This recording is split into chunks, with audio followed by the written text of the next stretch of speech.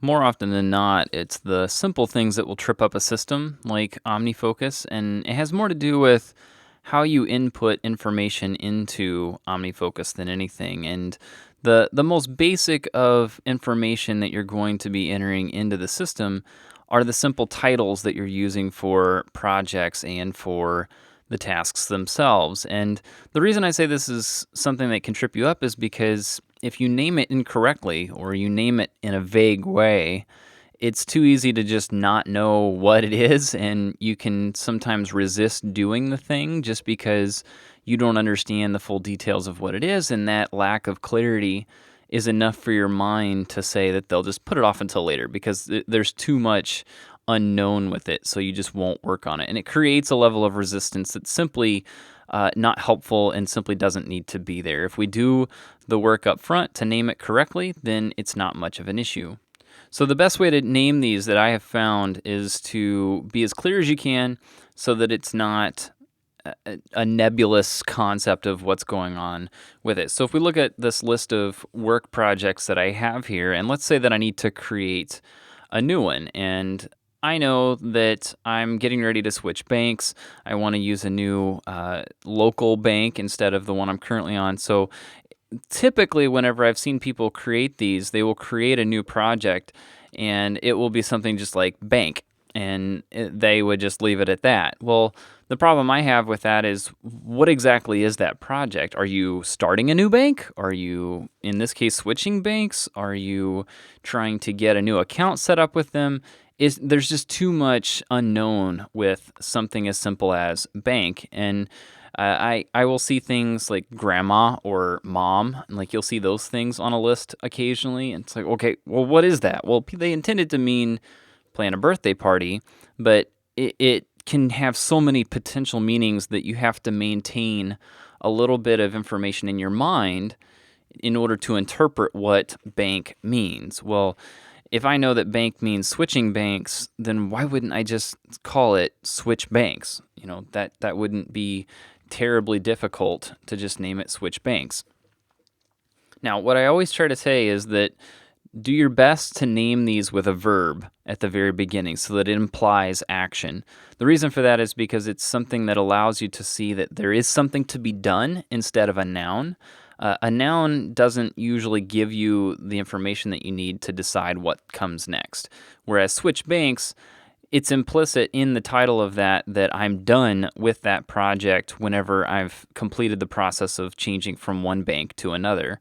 So it's pretty self-evident just in the title of that project when that project is done. And that's what I try to do with a lot of these projects is just what is it that needs to be done? How will I know when it's done? And use that as the information I need to help me name that project. Now, if you look at these other projects that I have under my work here, you'll see that I break this rule in a couple different places, primarily with Bookworm and writing articles, or if I'm creating a new video, I will oftentimes break that rule just by adding a noun at the beginning, like it's an article, it's a Bookworm podcast. And part of that, and part of the reason for that is that that's something that to me, it does have some implicit information that I need to maintain in my mind, but it's something that I do so frequently and so often that I just don't need the extra write article about reading books. Like I don't need that extra information and it doesn't really help me. So I do break that rule on occasion, but I try to avoid doing that as much as possible. And honestly, those particular scenarios are the only ones that I do frequently enough that it even matters at all that I can do that. Now, if you go down to another level within a project, so let's go back to our switch banks here. And if I go into this particular project, and let's say I want to start creating the new tasks for it, it would be very easy to just type in something like applications. Like you could do that, but the problem is, what are you doing with them? Are you creating them? Are you filling them out? Which is what we're actually doing in this case. You can see how we have the same issue here that we had with the project naming, that you don't really see what's going on with it. And the best way I know to name tasks is using a trick that I heard from Merlin Mann, who mentioned that whenever you name your task, write it as if you have zero information about it whenever you come back to it. You're basically writing it for a dumb version of yourself who can't recall any information about it. And part of the value in doing that, because I think it's genius to think about it that way, the value in doing that is that you don't have to remember anything about it. You can just run with whatever you see in that task title, and you have everything you need right there with it. So the purpose of that ends up being that you don't have any excuses. You don't have any rationale for reasons not to do that task because you have all the information right there. So if I were to rewrite this, this is how I'd do it.